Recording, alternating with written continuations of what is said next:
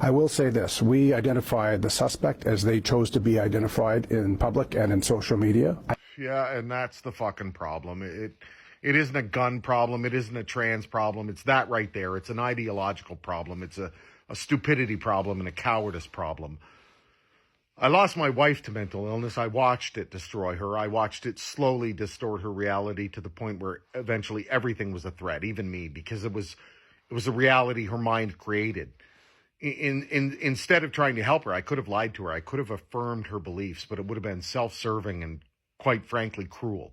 I'm sure my life would have been a lot easier during those years if she saw me as an ally instead of an enemy, but it likely would have only resulted in innocent people getting hurt, and in the end it would have done nothing to help her. But it absolutely would have made my life easier to ignore it and play along. But now we're in this age of influencers, the age of internet idiots and activist politicians and teachers and just plain fucking morons who don't have a clue what they're talking about. Dim-witted simpletons basking in their own self-righteous glory, patting themselves on the back because they think that affirming a sick person's delusions makes them wonderful human beings. It doesn't. It makes you dangerous.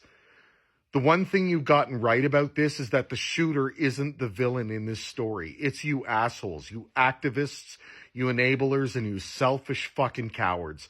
You're like lazy parents who let your child play in traffic because it's going to cry and pout if you don't. And because you're weak and you're pathetic and you can't deal with conflict, you instead tell him how special he is and how he can do anything he wants and be anything he wants and say anything he wants and behave any way he wants. And then when he comes back home day after day, confused about why he's all bruised and battered from playing jump rope in the middle of the highway, you tell him that it's the car's fault, that the infrastructure's wrong, and the cars are just a bunch of hateful fascist Nazis who don't think children should be allowed to exist.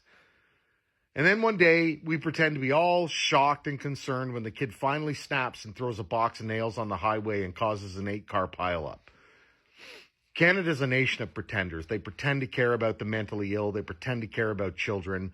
They pretend to care about humanity, but they're just a bunch of self-canonizing pseudo-intellectual narcissists who use the vulnerable as rungs on their climb up the ladder of their twisted social hierarchy.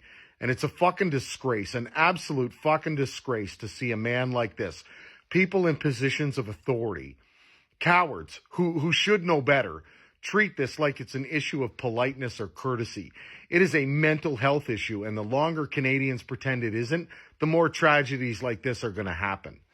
And how the fuck are children supposed to trust that we'll be brave enough to protect them when we don't even have the courage to speak the fucking truth?